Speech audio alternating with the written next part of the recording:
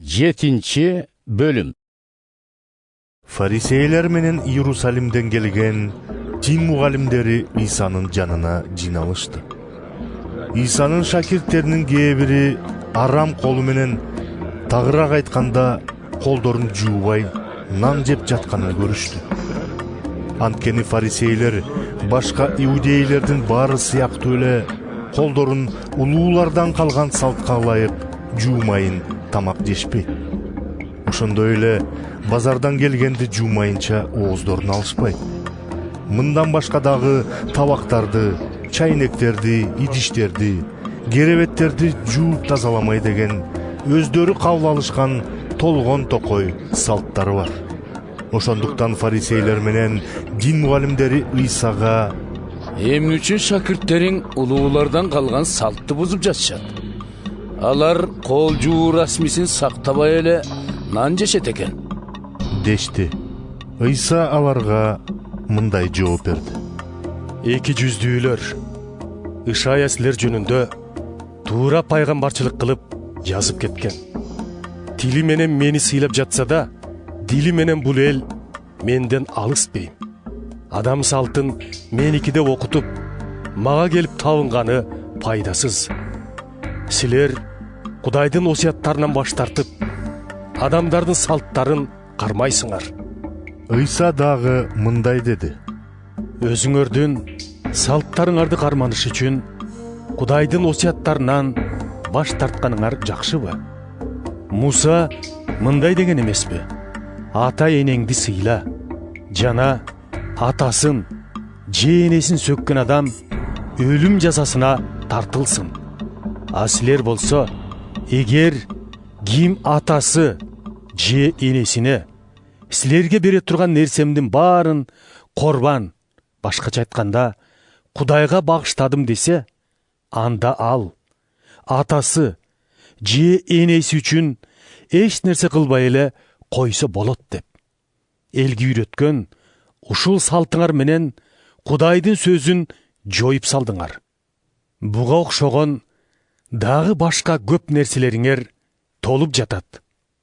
Анан Иса элди чакырып алып, дагы мындай деди: Мага кулак салып, түшүнүп алгыла.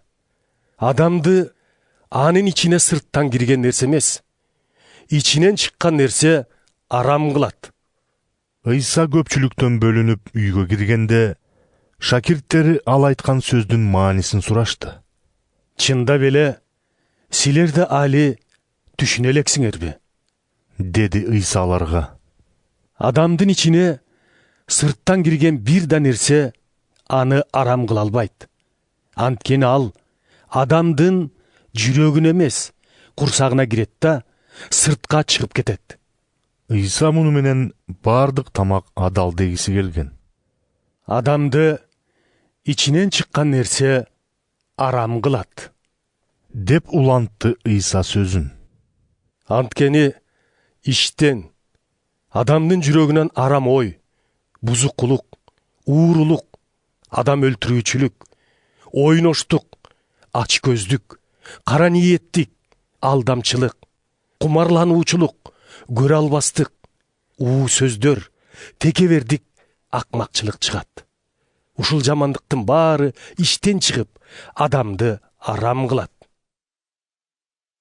Иса ал жактан чыгып, Тир аймагы жака жөнөдү. Ошол жерден бир үйгө кирип, турган жерин бирөөлөр билишин каалабады. Бирок баары бир жашырын алган жок. Анткени кара күчкө чалдыккан кызы бар бир аял Иса жөнүндө угаар менен жетип келип, анын бутуна жыгылды. Бул аял еврей эмес, сирофиникиялык болчу. Ал Исадан кызынын ичиндеги жинди кууп беришин суранып жалбарды. Иса болсо ага: Кой, адегенде балдардын курсагы тойсун. Алардын нанын иттерге ыргыткан жакшы эмес, деди. Ооба таксырым, деди аял. бирок иттер деле балдардын дасторконунан түшкөн күкүмдөрдү жейт эмеспи? Ошондо Иса ага: Ушул сөзүң үчүн бара бер. Жин кызыңдан чыгып кетти, деди. аял үйүнө келип, кызынын төшөктө жатканын жана жиндин чыгып кеткенин көрдү. Ыйса Тир аймагынан чыгып, Сидон шаарынан өтүп, 10 шаар турган жерди аралап, Галилея көлүнө жөнөдү. Аңгыча кимдир бирөөлөр жакшы сүйлөй албаган, кулагы да такыр укпаган кишини алып келишип, Ыйсадан ага колун коюп, айыктыруусун сурап жалбарышты. Ыйса аны элден өзүнчө бөлүп барып, 2 кулагына сөөмөйлөрүн тыкты. Анан сөөмөйүнө түкүрүп, тигинин тилине тийгизди. Андан соң асманга карап терең дем алды да, оорулууга Эффата, мааниси ачыл деди. Ошол замат дүлөйдүн кулагы ачылып, тилге келди да, кадимкидей сүйлөй баштады. Анан Ыйса элге бул тууралуу эч кимге ооз ачпоону буйрду. Бирок канчалык тыюу салган сайын, ошончолук кайра күчөшүп кеп кылышты. Айраң таң калган эл: Ал кылгандын баары жакшы экен. Ал тургай дүлөйлөрдү уктуруп, дудуктарды сүйлөтүп жатат дешти.